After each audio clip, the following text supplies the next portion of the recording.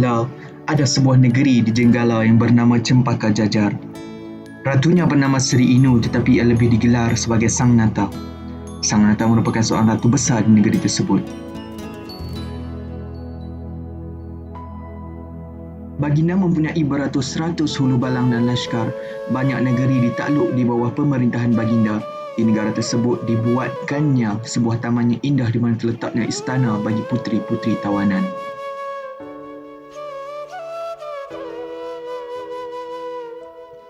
Puteri-puteri tawanan di negara tersebut terdiri daripada gadis-gadis cantik dari negara-negara yang ditakluk.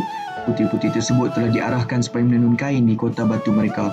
Walaupun begitu, terdapat seorang puteri yang sangat menyela dan cantik pada serupanya.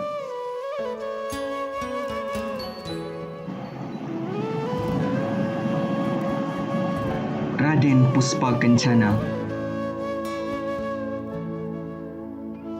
Antara puteri yang ditaruh di dalam kota batu itu ialah seorang puteri yang tidak diketahui negeri asalnya bernama Raden Puspa Kencana.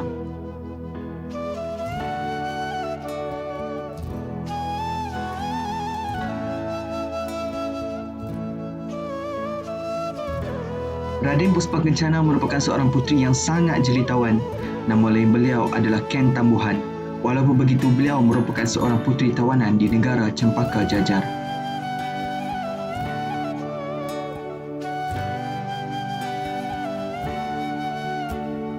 Pada suatu malam, Ken Tambuhan telah pun bermimpi di mana badannya bercahaya dan bulan telah jatuh ke pangkuannya. Walaupun begitu, pinggangnya dibelit oleh seekor naga.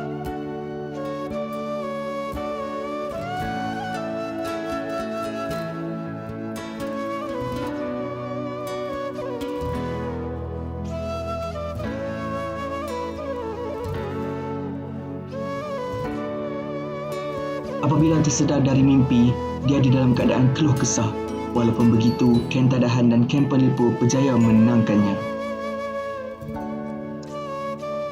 Baginda Sang Nata mempunyai seorang putera yang bernama Raden Inu Kertapi atau lebih dikenali sebagai Raden Inu.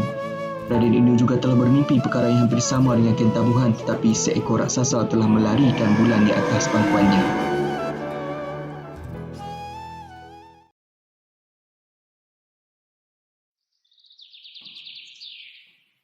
Dengan kemahiran yang sangat hebat, Baginda telah dapat menyuntik seekor burung serunding.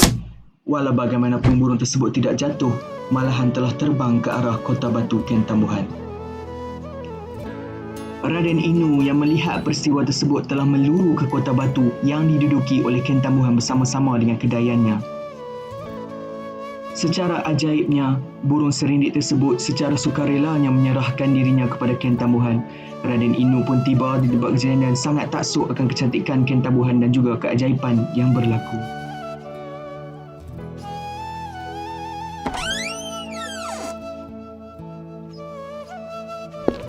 Maka telah masuklah Raden Inu ke dalam bilik Ken Tambuhan. Maka bertentanglah mata kedua-dua insan tersebut.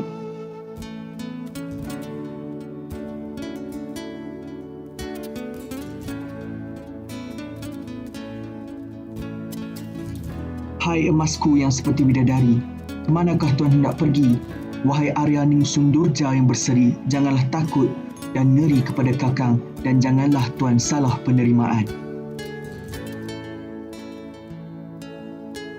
Ampun tuanku, adapun nama patik yang hina ini Ken Tambuhan, nama kain terunan patik ini geringsing wayang desa dan negeri patik tidak patik ketahui dan patik ada ke sini kerana kena tawan. Hai adindaku tuan, hati kakang tidak lagi keruan bagai orang mabuk cendawan.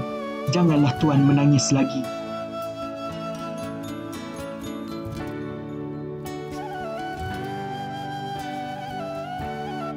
Mengapa perangai tuanku demikian? Jika diketahui oleh paduka ayahanda, patiklah dimurkai kelak.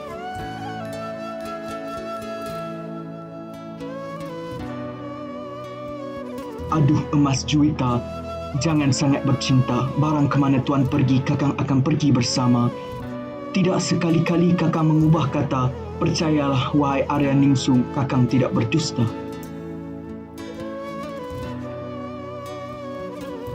Maka telah berkahwinlah Raden Inu dan juga Ken Tambuhan secara senyap tanpa pengetahuan ayah dan ibunya itu sendiri.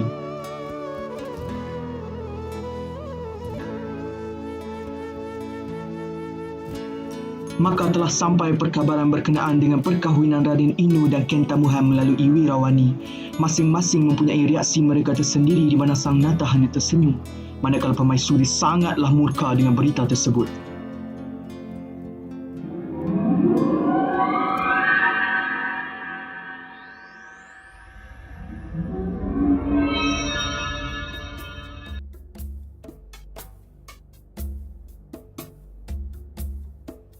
Setelah daripada bangun daripada tidurnya yang sangat meresahkan, Baginda telah pun menceritakan mimpi tersebut kepada isterinya Ken Tambuhan, di mana Ken Tambuhan telah ditangkap harimau lalu gaib ke dalam hutan.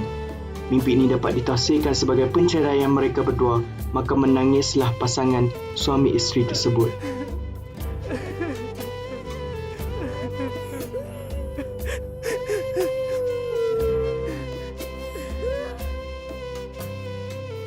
Keesokan harinya, pergilah Raden Inu menghadap ayahanda dan ibundanya di istana. Kedatangan Raden Inu disambut baik oleh Sang Nata. Walau bagaimanapun, Permaisuri berada dalam keadaan yang sangat marah kerana telah tahu berkenaan dengan perkahwinannya. Di dalam keadaan yang sangat murka, maka Permaisuri bertitahlah supaya Raden Inu pergi memburu. Tanpa bertanyakan apa-apa, maka berangkatlah pergi Raden Inu.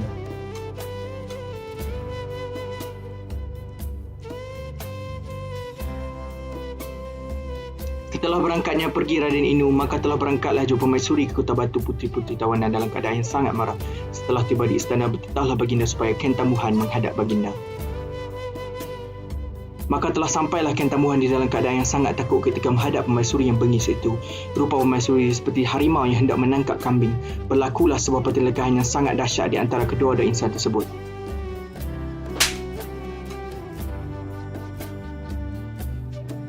Hasil daripada pertelingkahan itu, dipanggilnya Baginda Palebaya dan diarahkan untuk membawa Ken Tambuhan bersama pembantunya ke tempat di mana Raden Inu sedang memburu. Maka berangkatlah mereka ke sana.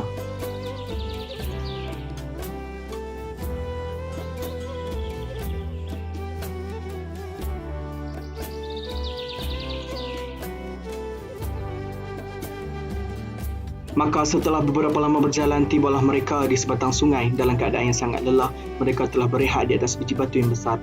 Maka berteriaklah mereka bertiga mengenangkan nasib yang bakal ditimpa mereka. Ketiga-tiga gadis itu telah diarahkan untuk dibunuh oleh Permaisuri melalui Palebaya. Maka berlakulah pembunuhan ke atas mereka bertiga di sungai tersebut. Mayat ketiga-tiga gadis ini, iaitu Ken Tambuhan, Ken Pelimpo dan Ken Tadahan, telah dihanyutkan di atas sebuah sampan yang dibina oleh Palebaya. Maka duka citalah dewa-dewa di kayangan yang melihat.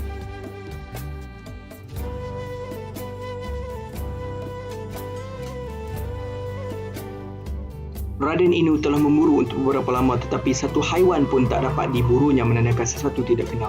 Baginda telah mengambil keputusan untuk merehatkan diri dengan menyiram di sebuah sungai yang sangat indah bersama Kedayan dan juga orang-orang istana. Secara tiba-tiba sebuah perahu dihanyut ke arahnya. Melihatkan sampan itu, Baginda tidak merasakan apa-apa dan mengarahkan supaya Kedayan cuba untuk menghampiri sampan tersebut. Tetapi secara ajaibnya, sampan tersebut seperti tidak mahu didekati, sehinggalah Raden Inu sendiri yang pergi ke arah sampan tersebut. Alangkah terkejutnya Baginda melihat isi sampan itu. Baginda menangis dan meratap akan kematian isterinya itu dan telah bertindak untuk mengambil nyawanya sendiri. Maka mangkatlah ia. Mendengarkan kepada perkabaran itu, maka huru-haralah negara Cempaka Jajar. Raja dan permaisurinya telah menangis sehingga pingsan. Melihatkan keadaan negara Cempaka Jajar yang berduka akibat kehilangan Raden Inu, terutamanya ibu bapa Baginda, maka berasa kasihanlah dewa-dewa yang berada di langit. Maka telah turunlah seorang dewa yang bernama Betara Kala yang telah diarahkan supaya menghidupkan kembali Raden Inu serta pembantu-pembantunya. Maka berjayalah dewa tersebut menghidupkan kembali dengan menggunakan kembang Gandapura dan kembang Wijayamala. Melihatkan kepada keajaiban yang berlaku di depan mata mereka, maka Sang Nata sangatlah gembira dengan kehidupan kembali Raden Inu serta isterinya. Akhirnya Permaisuri telah mendapat keampunan, manakala Raden Inu dan Ken Tambuhan telah hidup dengan bahagia dan menggantikan tahta ibu bapanya. Maka berhidup bahagialah suami isteri itu sehingga ke akhir hayat mereka.